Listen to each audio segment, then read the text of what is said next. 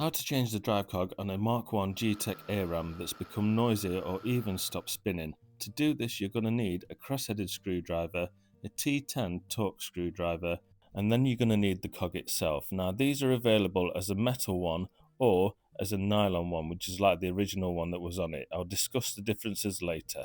Firstly, we need to remove the battery before we do any repairs, and then pull up the dustbin like so.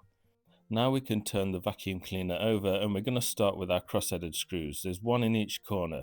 These are to remove the end caps that secure the brush roll. Now when you remove these, obviously I'm going to show you how to put everything back together later, but you'll see that the one from the back is longer than the one at the front. Just make a mental note of that for later, but again I will remind you. So once you've undone the other end, we can then start doing the torque screws. There is 1, 2, 3, 4 underneath there, and then there's one in the middle at the front. So undo those. The one in the middle at the front is going to be longer than the other ones, so put those in a pile on their own so you know where they came from. Then we can start removing the end caps and the brush roll. The end caps pull up from the back. If they're not wanting to come up, then just pull them from the back and they will come out, and then remove the brush. And you'll see we've got one more screw on each end that's been tucked away under the brush. These again are the torque screws, okay? So one in each corner of that casing, and then we can turn the whole thing over and the top cover just pulls off like so, and then the bottom front skirt will just remove itself more or less. Now we can undo these 4 screws that hold this part in place. These again are Torx T10 screws, all the same size, and then we can just pull this whole motor unit out and then put the base to one side.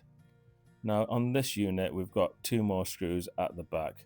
There's one where the motor is there and one on this top cover, and then we can just flip that with our thumbs and then pull this top black cover off, and then we'll be nearly at where we need to be. There's just 5 more torque screws to undo. These just hold these 2 pieces together basically. There's one near the motor there, and then the other 4 literally join the 2 halves. And once these are undone, we can then lift this side off, okay? It just lifts up. Be careful of this little wire here. Just move that to one side and prise it off like that. Now you'll see the drive cog. Pull that up, so then you can just pull out the cog that we're replacing. Obviously it's a good idea to clean up the area of any hair and dust that might be in there. Now the cogs are available in a nylon one, which is like the one that you're probably taking off. Obviously you've seen the disadvantage of these is that they do wear away in time. The other option is the metal one, which is the most common one you see available for sale, and they last more or less a lifetime. You have to lubricate them with this grease that comes with them.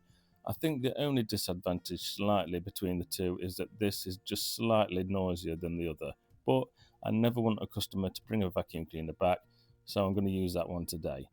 We're going to lift the drive cog from there, and we're going to just put the cog in like so. Now I've not changed the belt on this one. Obviously if you were changing the belt you need to have done this before you put this cog in. It's all common sense anyway.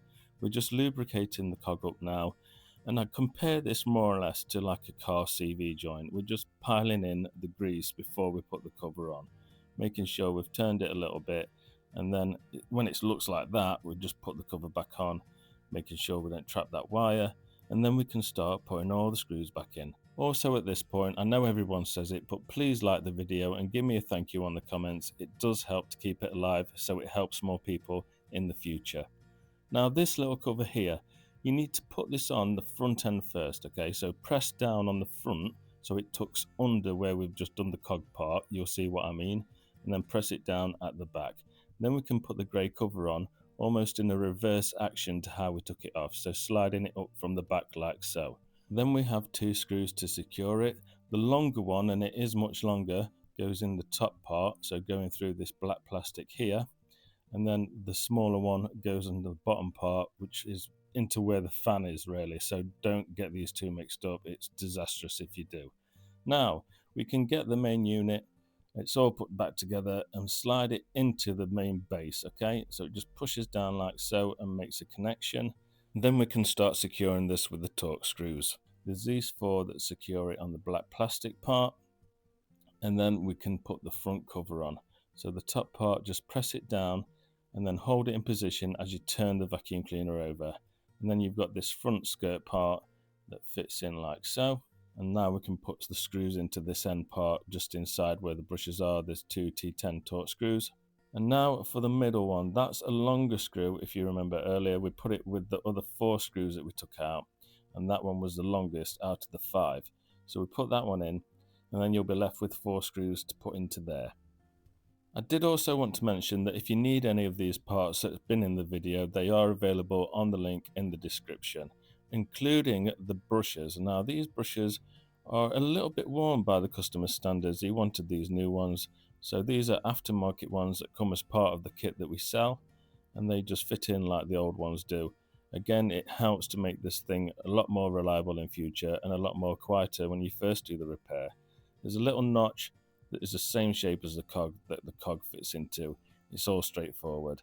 And then you can put the end caps on. Now I'm using the original end caps. Again, you can buy these as an aftermarket part if you wanted to. They also come as part of the kit that I sell on the website. Now once they're in place like so, pressing in from the back the end caps, we can then secure them with the screws that we took out earlier. If you remember, the longer screw goes to the back holes, and then the shorter screw goes to the front holes. So then you just put them in place and do them up, and we're nearly at the finishing line, ready to see if this thing's any quieter when we start it up. So now we're turning it over, getting the dustbin, that just push fits in like so. Again, the filters, we've not changed them, but they're available to buy, obviously. And then we can get the battery. It fits in bottom end first and then just clicks in at the top. And here we go, it's time to turn it on. And there you have it, your repair is complete and the vacuum cleaner is running much more quieter and the brush is spinning freely. I hope you found this video helpful. Please don't forget to subscribe to my channel for more help videos. This next one is one that YouTube has chosen for you.